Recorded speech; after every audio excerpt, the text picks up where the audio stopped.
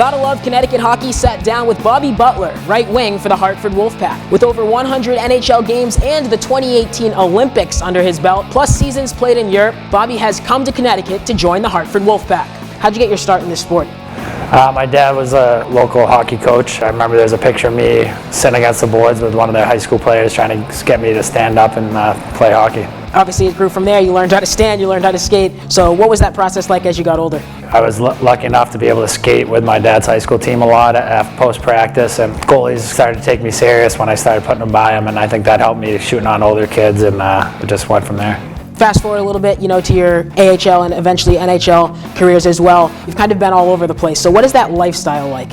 I got to see the world, and I've made a lot of good friends and along the way, and now I'm here, I'm close to home, and I get to play hockey still and not have a real job yet. What are the difficulties of kind of team hopping, if you will?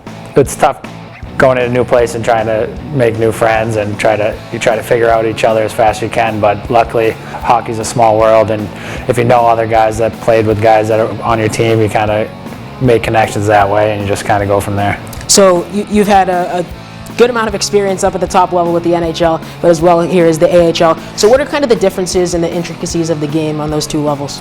In the NHL, it's actually probably kind of easier than it is down here because everyone's in the right position. You know what kind of time you have. Down here, guys are still learning their systems and making mistakes, so someone might be out of position. So I think it's definitely different.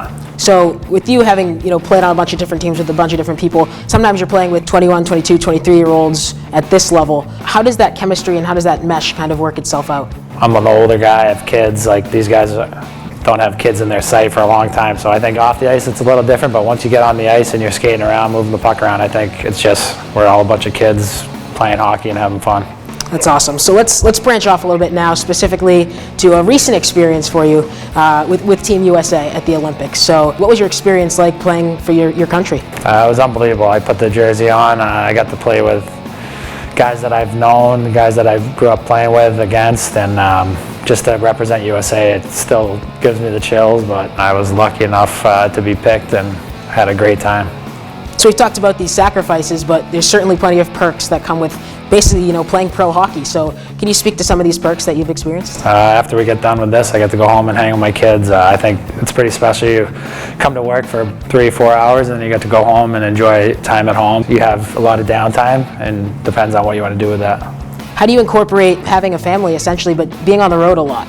We're together all summer, and then it's part of the job. I think my wife's a saint for taking care of my two boys. We just find a way. It's been working for 8-9 years now, so I think once you get back, you don't even think about hockey because my kids put a smile on my face every time I walk in the door.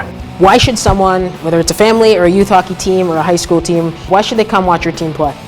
We have a fast team. We work hard. We're still trying to build our chemistry and kind of our identity, but we got really good skilled guys, and I think it's going to be a special year. So as basically a feeder program for the Rangers, where does that work into what you guys do every day and how that reflects on the big leagues? This group that's coming up and could be a part of the Rangers, I think these guys have a lot of skill. They're young, they're fast, they're starting to figure out how to become pros, and I think that's a big thing. So when they do get up there, it's not the hard part getting up there, it's the hard part staying. I think if these guys can keep learning how they are, they're going to turn a lot of heads when they get up there because they're going to be ready, they're going to be pros, they're going to be ready for the big situations up in New York. What do you mean when you say like adapting to be a pro? How does that process work? In the summer you have a lot of downtime. If you're not a pro, you're not getting ready, you're not focused on what you're eating, you're not working out, you're not shooting pucks, and I think it's important to get better every day because there's someone out there that wants to beat you, wants to take your job, and I think the quicker you can learn how to be a pro, the better off you are down the road. So, Bobby, we talked about there's sacrifices with this sport. You're all over the place. Your lifestyle may get interrupted at times, but is there an underlying factor that kind of drives you? Like, why do you keep doing this, I guess is my question. First of all, I love the game of hockey. It's given me a lot, so to be able to keep playing and to show my kids, like they're getting older, my oldest is already 4.